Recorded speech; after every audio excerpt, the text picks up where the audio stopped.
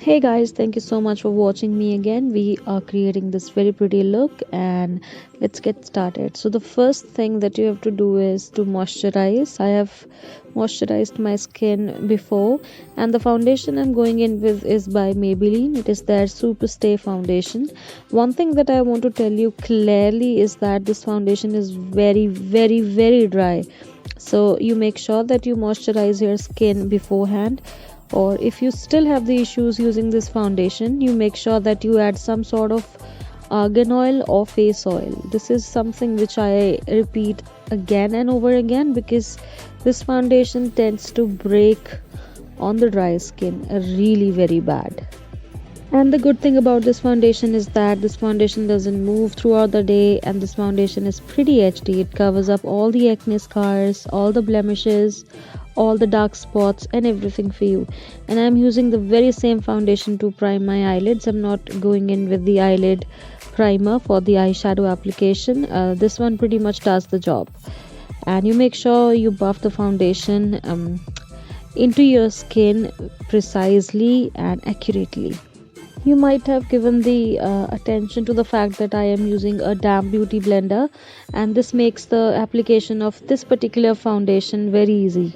So the eyeshadow palette which we are today using is by LA Girl. It is their hot heat in the shade Aloha Vibes, and this is the color which I am using in my transition area. This is a brown color with the peach undertones, and it looks very pretty in the transition area. And apart from that, this eyeshadow palette is not having so many transition colors, but whatever it has, it's sufficient. Now I'm using this deep brown color to deepen my crease further. I'm using my brush in the swiping motion, and then I am blending it in the circular motion, and this way it just creates a very beautiful gradient. And the dark brown, it melts in the lighter shade which we have used previously. Always take your time when you're doing your transition area, because that's the most important part of the eye makeup in my opinion, because if it's not blended properly, you cannot correct it later. And next I am choosing this shade, and I'm applying it all over my eyelid with the brush. I am just stamping and dragging. I'm just stamping it and dragging it, and this is how it is applied beautifully.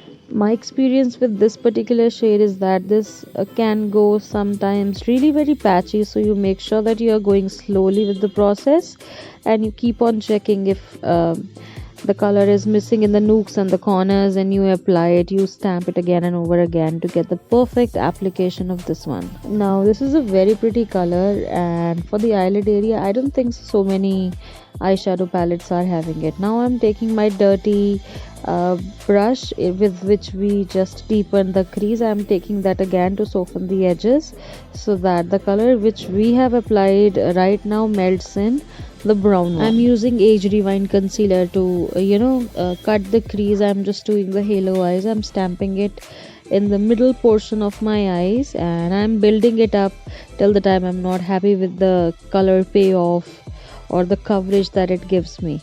As there is eyeshadow underneath this concealer, you do not have to worry about setting it.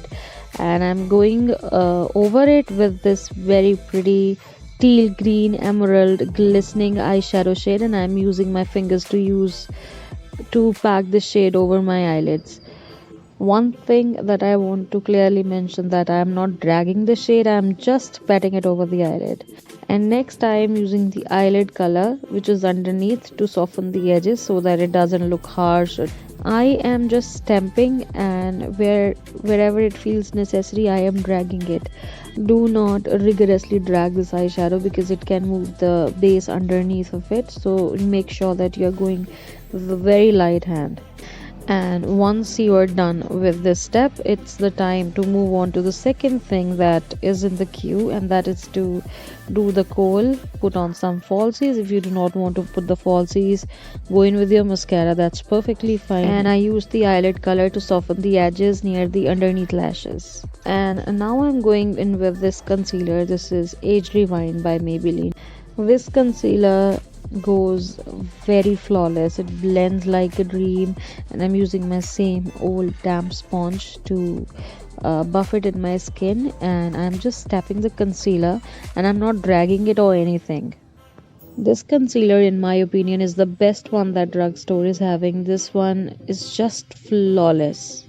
And Maybelline has come up with other concealers as well, namely the Fit Me ones. But to be very honest, I prefer this one over them.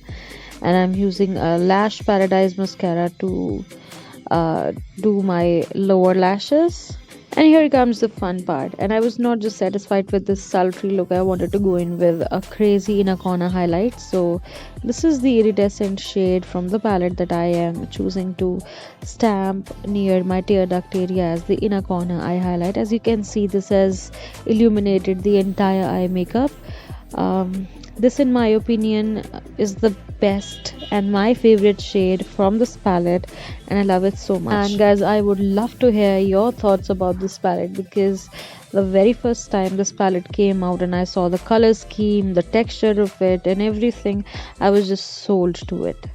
And the contour that I am using here in is a powder contour. It's by Wet n Wild. It's in the shade Dulce Leche. I'm first stamping this powder contour where I want the contour to be, and then I am blending it upwards. And you always make sure whenever you are working with the contour, you do not blend it downward. Wet n Wild has so many affordable yet the quality products out there in the store shelves, and this is one of those products which I love and love from them. And I highly recommend you guys trying out this one.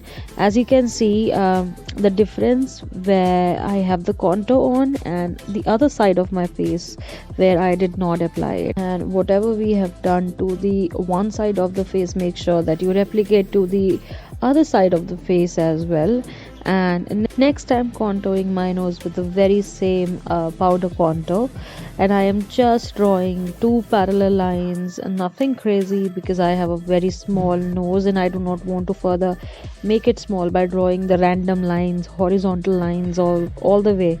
You do the nose contour, it is very technical. If you have a very big nose, you make sure that you draw a line near the tip of your nose. It just shortens the length and it just doesn't work for me. So the easy thing for me is to draw lines and then blend it outwards. And here I was just taking extra seconds to blend the contour all over my face where I feel that it requires a bit of blending.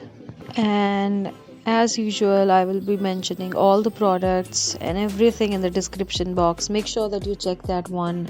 And the blush that I am using in here is by Sugar Cosmetics. Again, a very inexpensive yet very good blush. It's in the shade Peach Peak. And now you guys need to try their blushes. They are very good quality. They have got some really amazing colors. And guys, I would love to know about your favorite blush, and do let me know in the comment section below if you have a blush that you cannot live without or you love it to the core. I feel this peach blush balances the entire look. The eye makeup is very bold.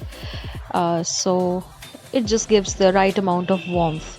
And the lipstick that I am using in here is by NYX Cosmetics. I'll be mentioning this one in the description box below.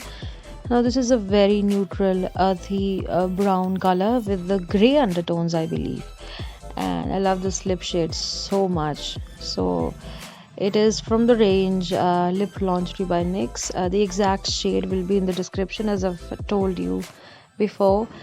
And for the final step, I just went in with the highlighter. The highlighter that I have used in here is by Wet n Wild. It is in the shade Precious Petals. Nothing crazy, it's a very natural highlighter. I did not want anything else to snatch the attention from the eyes, because eyes are pretty sultry. And guys, if you hear some gunshots in the background, these are not the actual gunshots.